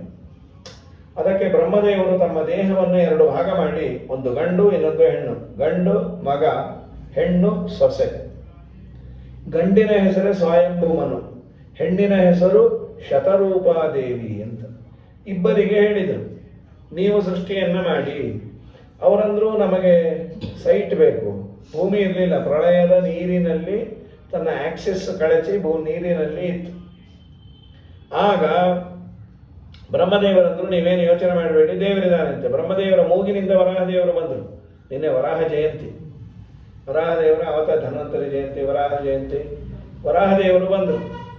ಬಂದ ಕೂಡಲೇ ದೊಡ್ಡದಾಗಿ ಬೆಳೆದು ಭೂಮಿಯನ್ನು ತರಲಿಕ್ಕೆ ಹೋದಾಗ ಹಿರಣ್ಯಾಕ್ಷ ಅಂತ ಒಬ್ಬ ದೈತ್ಯ, ಅವನು ತುಂಬ ಬೈದ. ದೇವರು ಅವನನ್ನು ಸಂಹಾರ ಮಾಡಿ ಅನಾಯಾಸವಾಗಿ ಕೋರೆ ಹಲ್ಲಿನ ಮೇಲೆ ಆ ಭೂಮಿಯನ್ನ ಇಟ್ಟು ತನ್ನಂತೆ. ಈ ಮಧ್ಯದಲ್ಲಿ ಇನ್ನೊಬ್ಬ ಹಿರಣ್ಯಾಕ್ಷರನ್ನ ಕೊಂದಿಯಾನ ವರಾಹ.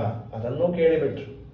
ಅವ್ರು ಯಾರು ಏನು ಅಂತ ಅಂದಾಗ, ಒಮ್ಮೆ ಸಾಯಂ ಸಂಧ್ಯಾಕಾಲದಲ್ಲಿ ಕಶ್ಯಪರು ಸಂಧ್ಯಾವಂದನೆ ಮಾಡ್ತಾ ಇದ್ದಾಗ ದಿತಿದೇವಿ ಬಂದು ಕೇಳಿದ್ಲು, ನಾನು ಗರ್ಭಧಾರಣೆ ಮಾಡಬೇಕು, ಮಕ್ಕಳನ್ನು ಪಡಿಬೇಕು, ಇದು ಯೋಗ್ಯವಾದ ಕಾಲ ಅಲ್ಲ, ಈಗ ನಾವು ಮಂತ್ರಸ್ತೋತ್ರ ಪಾರಾಯಣ ಮಾಡಬೇಕು, ಈಗ ಏನಾದರೂ ಮಕ್ಕಳನ್ನು ಪಡೆದರೆ ಅದು ಅಯೋಗ್ಯರೇ ಹುಟ್ಟುತ್ತಾರೆ, ಯಾರು ಹಾಗೆ ಮಾಡೋದು ಅಂದರೆ ರುದ್ರದೇವರು ಅಂತ.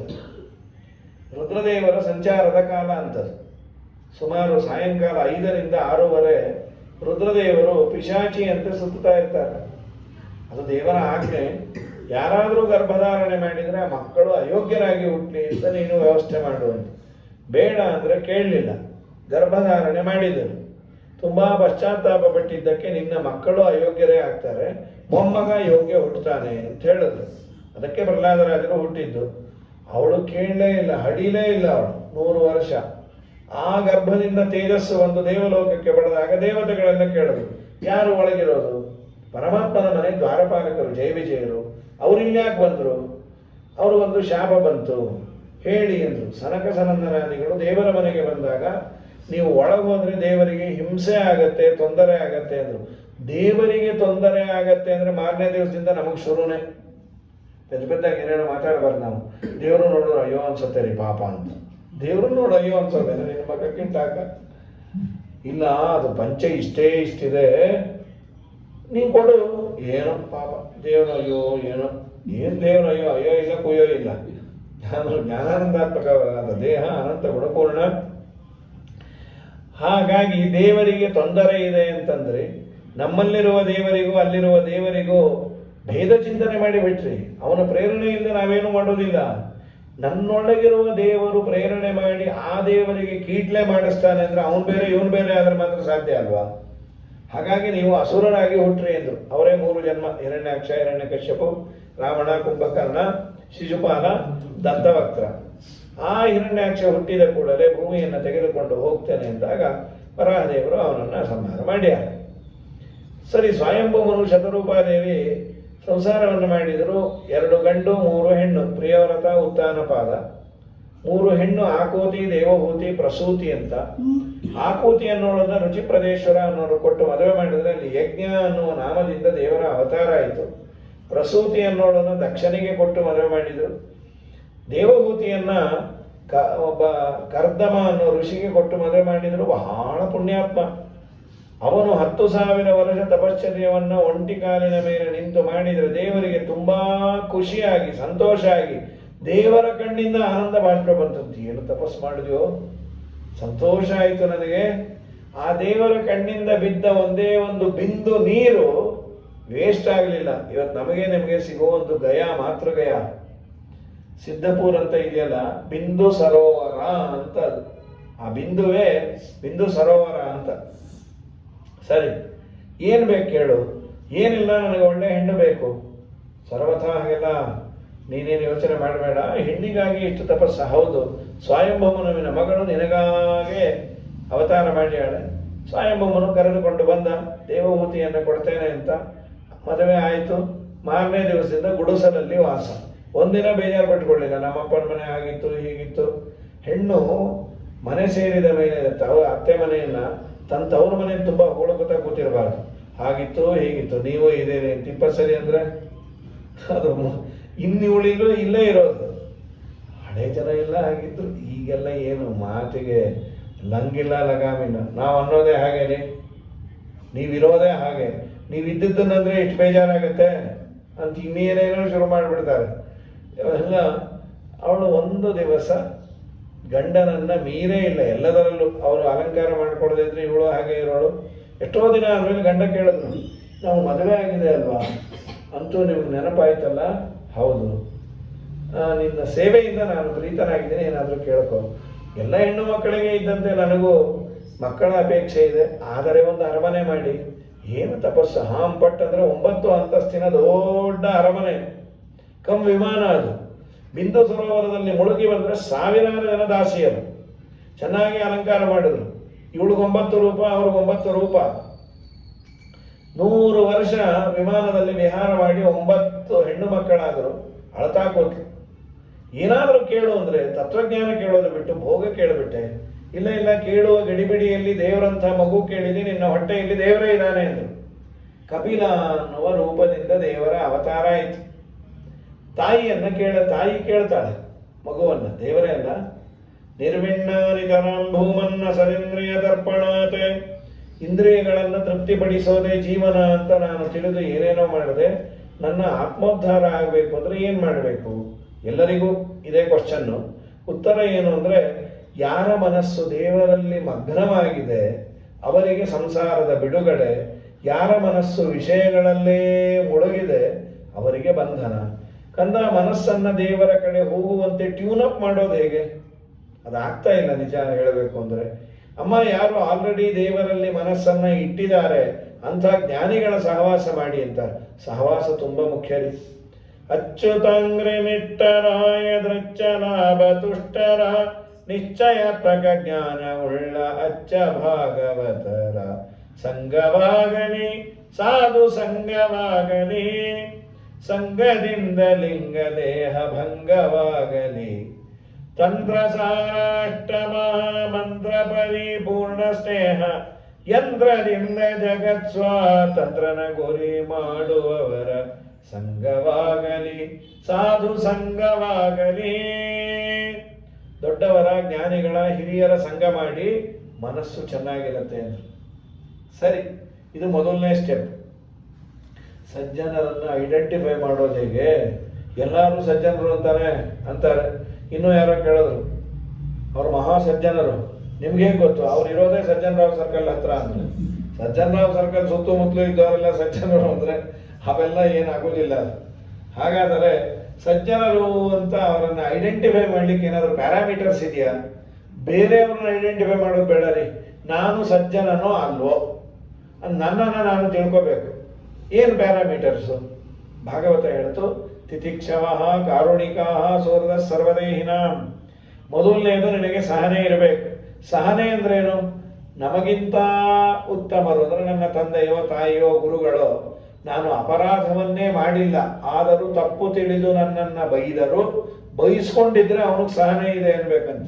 ಈ ತಪ್ಪು ಮಾಡದೇ ಇದ್ರೆ ಬೈಸ್ಕೊಂಬೋದು ಹೋಗ್ಲಿ, ಮಾಡಿದ್ದಕ್ಕೆ ಬೈಸ್ಕೊಂಬತ್ತಾ ಇರಲಿಲ್ಲ. ನಾವು ಎಲ್ಲೋ ಗಾಡಿ ಹೋಗಿ ಕೂತ್ಕೊಂಡ್ಬಂದ ಮಗನ್ನ ಕೇಳಿದ್ರೆ, ಅಪ್ಪ ನೋಡು, ನಾನು 50 ವರ್ಷ ಗಾಡಿ ಓಡಿಸಿದ್ದೀನಿ, ಒಂದಿನ ಒಂದು ಟಚ್ ಆಗಿಲ್ಲ. ಅಯ್ಯ, ನಿನ್ನ ಕಾಲದಲ್ಲಿ ಟಚ್ ಮಾಡ್ಲಿಕ್ಕೆ ಬೇರೆ ಗಾಡಿ ಗತಿ ಇತ್ತಲ್ಲಿ ಅಂತ. ಈಗ ನೀವು ಹೊರಗೆ ಹೋಗು, ಈಗ ಗೊತ್ತಾಗತ್ತೆ. ಇರುವೆ ಬಂದಾಗ ಆ ಕಡೆ ಈ ಕಡೆ ಬರ್ತಾ, ನಾ ಬಂದಿದ್ದೆ ಹೆಚ್ಚು, ಬಾಯಿ ಮುಚ್ಚು ಅಂತ ಹೀಗಂತಾರೆ. ತಿತಿಕ್ಷವ ಕಾರುಣಿಕ, ಕರುಣೆ ಇರಬೇಕು. ಸುಹೃದ ಸರ್ವದೇಹಿನ, ನಿರ್ನಿಮಿತ್ತವಾಗಿ ಉಪಕಾರ ಮಾಡಬೇಕಂತ. ಪ್ರಯೋಜನ ಇದೆ ಅಂತ ಮಾಡೋದಲ್ಲ, ಉಪಕಾರ ಮಾಡೋ ಸ್ವಾಭಾವಿಕವಾಗಿ ಮಾಡಬೇಕಂತ. ಸರಿ, ಅಜಾತ ಶತ್ರುಗಳು. ಏನು ಅಜಾತ ಶತ್ರು? ಅಜ ಅಂದರೆ ಪ್ರಕೃತಿ. ಪ್ರಕೃತಿಯಿಂದ ನಿರ್ಮಿತವಾದ ನಮ್ಮ ದೇಹ, ಅದರ ಜೊತೆಯಲ್ಲೇ 6 ಜನ ಶತ್ರುಗಳಿದ್ದಾರಂತೆ ನಮ್ಮ ದೇಹಕ್ಕೆ. ಯಾರವರು? ಕಾಮ, ಕ್ರೋಧ, ಲೋಭ, ಮೋಹ, ಮದ, ಮಾತ್ಸರ್ಯ, ಇನ್ಬಿಲ್ಟ್ ಇವರು. ಇವರನ್ನ ನೀನು ಒದ್ದೋಡಿಸಿದರೆ ನೀನು ಅಜಾತ ಶತ್ರು, ಇವುಗಳಿಗೆ ನೀನು ಶತ್ರು ಆಗಬೇಕು. ನಾವು ಅಜಾತ ಮಿತ್ರರೇ, ಬಾಲಮಿತ್ರ ಇದ್ದ ಹಾಗೆ. ಕಾಮ, ಕ್ರೋಧ, ಲೋಭ, ಮೋಹ ಎಲ್ಲ ಓಡಿಸ್ತೇವೆ, ನಮ್ಮಲ್ಲೇ ಇಟ್ಕೊಂಡ್ಬಿಟ್ಟಿವಿ. ಆರು ತೆರೆಯ ನೋಡಂಬಿಗ ಅದು ಮೀರಿ ಬರುತ್ತಲಿದೆ ಅಂಬಿಗ, ಯಾರಿಂದಲಾಗದು ಅಂಬಿಗ, ಅದ ನಿವಾರಿಸಿ ದಾಟಿಸೋ ಅಂಬಿಗ. ಅಂಬಿಗನ ನಿನ್ನ ನಂಬಿದೆ, ಜಗದಂಬಾರಮಣ ನಿನ್ನ ನಂಬಿದೆ. ತುಂಬಿದ ಹರಿಗೋಲು ಅಂಬಿಗ, ಅದಕ್ಕೆ 9 ಛಿದ್ರವು ಅಂಬಿಗ, ಸಂಭ್ರಮದಿನ್ನೋಡಂಬಿಗ, ಅದರಿಂಬು ನೋಡಿ ನಡೆ ಸಂಬಿಗ. ಹಾಗಾಗಿ ಸಾಧನೆಯನ್ನ ಮಾಡಿಕೋ ಅಂತ ಕಿವಿಮಾತನ್ನ ಹೇಳಿ, ಇದಾದ ಮೇಲೆ ಕಂದ ಮನಸ್ಸು ಶುದ್ಧವಾಗಿ ಇರಬೇಕಾದ್ರೆ ಏನ್ ಮಾಡಬೇಕು? 24 ತತ್ವಗಳ ಮೇಲೆ ದೇವರು ನಿಯಾಮಕ. ಸಾಂಖ್ಯ ತತ್ವ ಅಂತ ಸಂಖ್ಯಾ ಇದೆ. ಈಗ ಹೇಳಿದಂತೆ 24 ತತ್ವಗಳು, ಅದರ ಮೇಲೆ ದೇವರು ನಿಯಾಮಕ. ಯಾಕೆಂದ್ರೆ ಮಧ್ವಾಚಾರ್ಯರು ಬರೀತಾರೆ, ಸಾಂಖ್ಯ ತತ್ವ ಅಂತ ಇವತ್ತು ಪ್ರಸಿದ್ಧಿಯಲ್ಲಿರೋದು ಯಾವುದು ಅಂದ್ರೆ ನಿರೀಶ್ವರ ಸಾಂಖ್ಯರು, ಶೇಶ್ವರ ಸಾಂಖ್ಯರು ಅಂತ ಒಂದು ಸಿದ್ಧಾಂತ ಇದೆ. ದೇವರೇ ಇಲ್ಲ ಅಂತ ಅನ್ನೋರು, ದೇವರಿದ್ದು ಅಮ್ಮ ಅವರ ಗಂಡ ಅಂತ. ಅದಲ್ಲ, ಇದು ಶುದ್ಧ ಜ್ಞಾನವನ್ನ ಕೊಟ್ಟ ಭಗವಂತನ ತತ್ವ. ಇದು ಡೂಪ್ಲಿಕೇಟು ಆ ಕಾಲದಿಂದಾನೇ ಶುರುವಾಗ್ಬಿಡ್ತು. ದೇವರ ಹೆಸರಲ್ಲೇ ಒಬ್ಬ ಕಪಿಲ ಅನ್ನೋ ಋಷಿ, ಅವನೇ ಹೇಳಿದ್ದ ನಾ ಹೇಳ್ತೇನೆ ಅಂತೆಲ್ಲ ತಪ್ಪು ಹೇಳಿ ಇಟ್ಬಿಟ್ಟ. ಹಾಗಾಗಿ ಸಾಂಖ್ಯ ತತ್ವ ಅಂದ್ರೆ ಶುದ್ಧ ಜ್ಞಾನವನ್ನು ಉಪದೇಶ ಮಾಡೋದು ದೇವರ ಉದ್ದೇಶ. ದೇವರು ಹೇಳ್ತಾನೆ, ಮನಸ್ಸಿನ ಶುದ್ಧಿಗಾಗಿ ಇರುವ ಟಿಪ್ಸ್ ಏನು? ಸ್ವಧರ್ಮಾಚರಣಂ ಶಕ್ತ್ಯ ವಿಧರ್ಮಾಚ ನಿವರ್ತನಂ ದೈವಲಬ್ಧೇನ ಸಂತೋಷ ಆತ್ಮವಿಚ್ಚರಣಾರ್ಚನಂ. ಇದು ನಾವೆಲ್ಲ ಅಡಾಪ್ಟ್ ಮಾಡಿಕೊಳ್ಳೇಬೇಕು. ಮೊದಲನೇದು, ನನಗೆ ಹೇಳಿದ ಧರ್ಮಾಚರಣೆಯನ್ನ ನನಗೆ ಕೈಲಾದಷ್ಟು ಮಾಡಲೇಬೇಕು. ಇದು ಮೊದಲನೇ, ಸ್ವಧರ್ಮಾಚರಣಂ ಶಕ್ತ್ಯ. ಅದನ್ನೇ ಜಗನ್ನಾಥದಾಸರು ಮೊದಲು ಪದ್ಯದಲ್ಲೇ ಅಂದರು, ಫಲವಿದು ಬಾಳುವುದಕ್ಕೆ. ಸೋಚಿತ ಕರ್ಮಗಳಾಚರಿಸುತ್ತ ಬಲು ನೀಚರಲ್ಲಿಗೆ ಪೋಗಿ ಯಾಚಿಸದೆ ಖೇಚರವಾಹ ಚರಾಚರ ಬಂಧಕ ಮೋಚಕನವುದೆಂದ್ಯೋಚಿಸುತ್ತೆ ಪೊದೆ ಫಲವಿದು ಬಾಳುವುದಕ್ಕೆ. ಸಿರಿ ನಿಲಯನ ಗುಣಗಳ ತಿಳಿದು ಭಜಿಸುವುದೇ ಫಲವಿದು ಬಾಳುವುದಕ್ಕೆ. ಇದು ಮೊದಲನೇದು. ಎರಡನೇದು, ವಿಧರ್ಮ ಮಾಡಬೇಡ ಅಂತ ಹೇಳಿದ್ದನ್ನ ಬಿಡೋದು ಮನಸ್ಸಿನ ಶುದ್ಧಿಗಿರುವ ಇನ್ನೊಂದು ಟಿಪ್ಸ್ ಅಂತ. ಮೂರನೇದು ತುಂಬಾ ಇಂಪಾರ್ಟೆಂಟ್, ಏನು ಅಂದ್ರೆ ದೇವರು ಕೊಟ್ಟಿದ್ದರಲ್ಲಿ ಸಂತೋಷದಿಂದ ಬದುಕುವುದನ್ನ ಪ್ರಾಕ್ಟೀಸ್ ಮಾಡುವಂತೆ.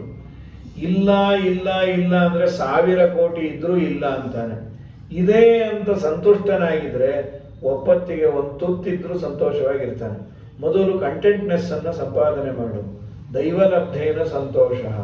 ಎಲ್ಲೋ ಇಂಟರ್ನೆಟ್ ತೆಗೆದು ಅಲ್ಲಿ ನೋಡಿ ಬಿಲ್ ಗೇಟ್ಸ್ಗೆ 1 ನಿಮಿಷಕ್ಕೆ 2 ಕೋಟಿ ಬರುತ್ತೆ, ನೀ ಅಳ್ತಾ ಇದ್ರೆ ಅವನಿಗೆ ಬರುತ್ತೆ, ನಿನ್ ಕಟ್ಕೊಂಡು ಏನ್ ಸಾಯ್ತಿ.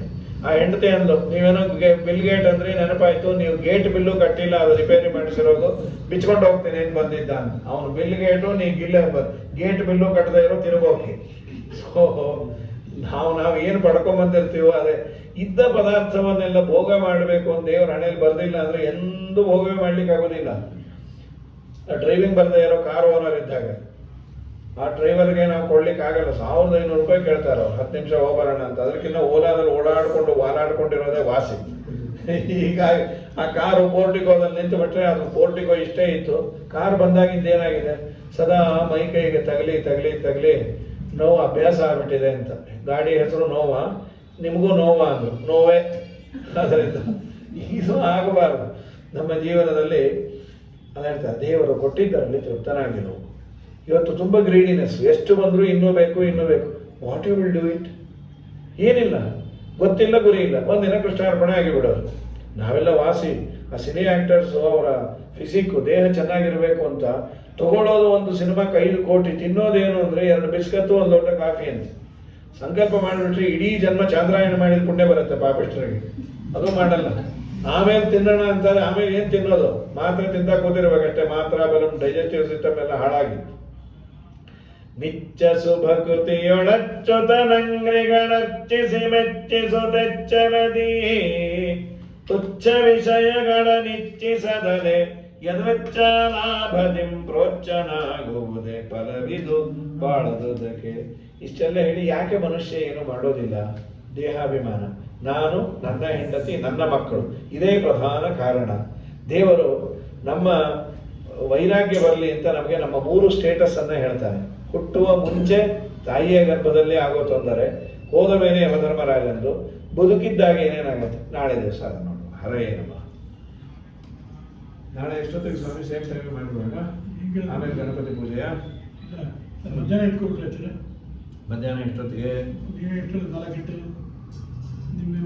ನಾಳೆ ಇಲ್ಲ 4ಕ್ಕೆ ನಂಗೊಂದಿದೆ ಆಲೋಚನೆ ಇದೆ. ಏನಮ್ಮ ಏನಮ್ಮ?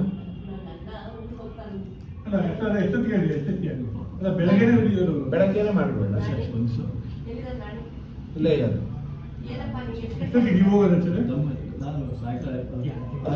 ಬೆಳಗ್ಗೆ ಮಾಡಿಬಿಡು. ರಗಳೆ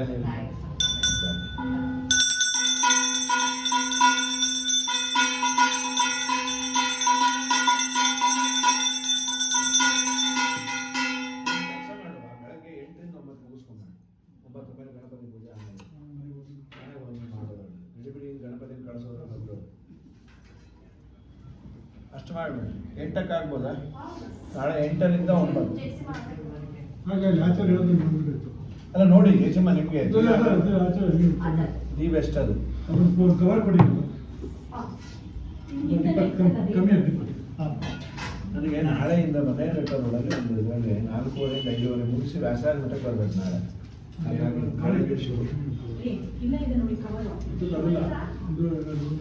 ಚಿಕ್ಕದ್ ಕೊಡಿ. ಆಚಾರ್ಯ ದ್ರಾಕ್ಷಿ ಹಾಕಿ ಬನ್ನಿ. ಅಲ್ಲೇ ಹೇಳಿಲ್ಲ ಕೆಳಗಡೆ ದ್ರಾಕ್ಷಿ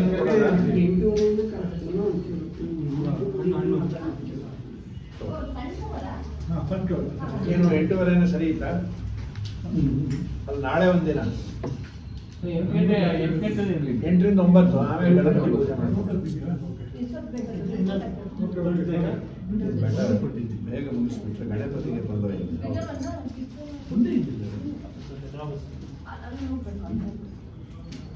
It's okay.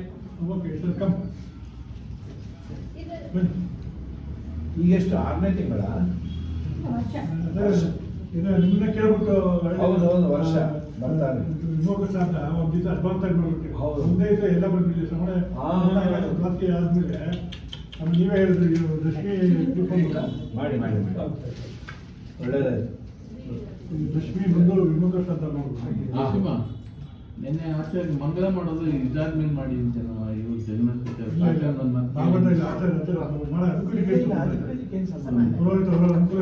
ಅದು ಮಂಗಲ ಬೇರೆ. ಕೇಳಿಸ್ಕೊಳ್ಳಿ, ಕೃಷ್ಣನನ್ನ ಕರೆದ ಮೇಲೆ ಕೃಷ್ಣ ನೀನು ಇನ್ನೊಂದು ಕಾಯಿ ಅಂತ ಹೇಳೋ ಆಗಿಲ್ಲ, ನಿನ್ ಪಾಡಿ ನೀವು ಹೋಗೋ